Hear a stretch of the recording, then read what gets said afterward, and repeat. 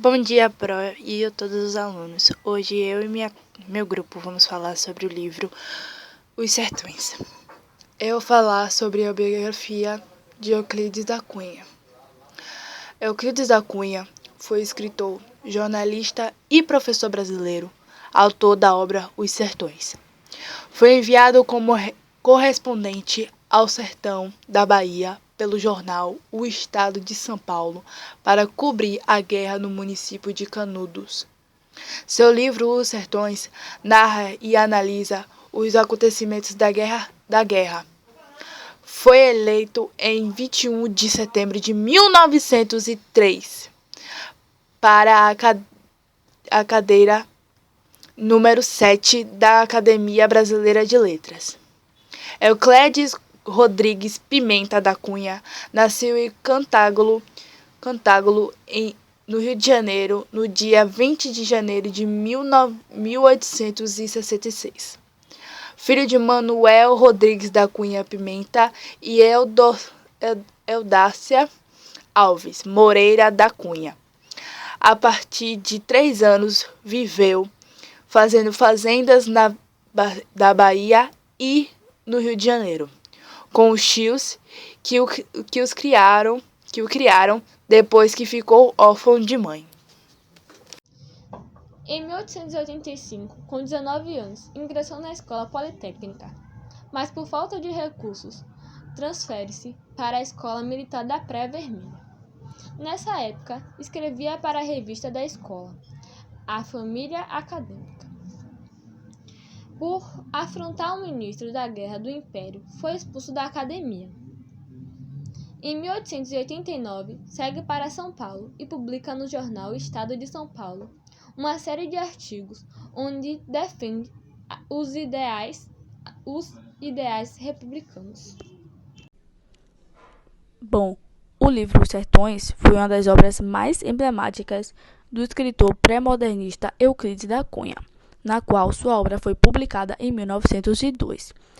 Tratou de um relato histórico mesclado à literatura, posto que Euclides foi convidado pelo jornal Estado de São Paulo para cobrir a guerra no Arraial de Canudos e nesse momento surgiu a sua obra.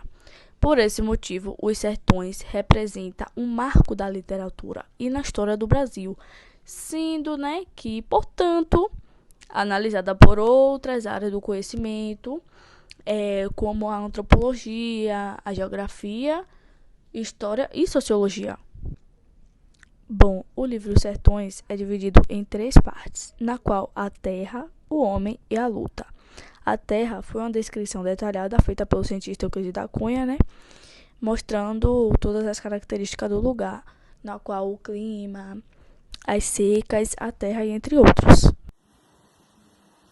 Em Os Sertões, Euclides da Cunha usou uma linguagem grandiloquente e rica em termos científicos, apresentando essa obra no qual o tema principal é a Guerra de Canudos, um verdadeiro retrato do Brasil no fim do século XIX.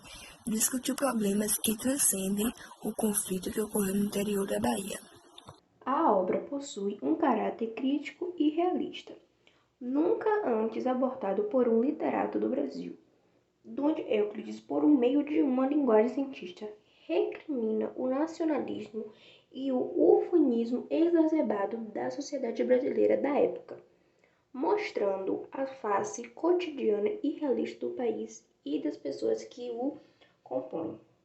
De tal modo, trata-se de uma prosa cientista e artística, acabando com uma visão idealista do índio, herói, e o do negro trabalhador, abordado com entusiasmo pelos escritores do romantismo. No livro Os Sertões existem 5 personagens, sendo eles Antônio Conselheiro, o líder religioso e o profeta em Canudos, Prudente de Moraes, presidente do Brasil que decretou Antônio Conselheiro como revolucionário contra a República, Tenente Pires Ferreira, que comandou a primeira expedição contra Canudos, Coronel Moreira César comandou a terceira expedição contra Canudos, sendo que saiu derrotado, e General Arthur Oscar, que comandou a quarta expedição, que resultou no fim da Guerra Sangrenta. O Homem, que é a segunda divisão do livro, é uma descrição feita por Euclides da Cunha, que mostra o habitante do lugar, sua relação com o meio, sua crença e seus costumes. Mas depois se fixa na figura de Antônio Conselheiro, que é o líder de Canudos. Apresenta seu caráter, seu passado e relatos de como era a vida e os costumes de Canudos. Essas duas partes são essencialmente descritivas, pois, a verdade, armam o palco e introduzem os personagens para a verdadeira Guerra de Canudos, relatada na terceira parte. A luta é uma descrição feita pelo jornalista e ser humano Euclides da Cunha, relatando as 4 expedições a Canudos, criando o retrato real só possível pela testemunha ocular da fome, da peste, da miséria, da violência e da insanidade da guerra. Retratando minuciosamente movimentos de tropas, o autor constantemente se prende à individualidade das ações e mostra casos isolados marcantes que demonstram bem o absurdo de um massacre que começou por um motivo tolo. Antônio Conselheiro reclamando um estoque de madeira não entregue. Escalou para um conflito onde havia paranoia nacional, pois suspeitava-se que os monarquistas de Canudos, liderados pelo famigerado e bárbaro Bom Jesus Conselheiro, tinham um apoio externo.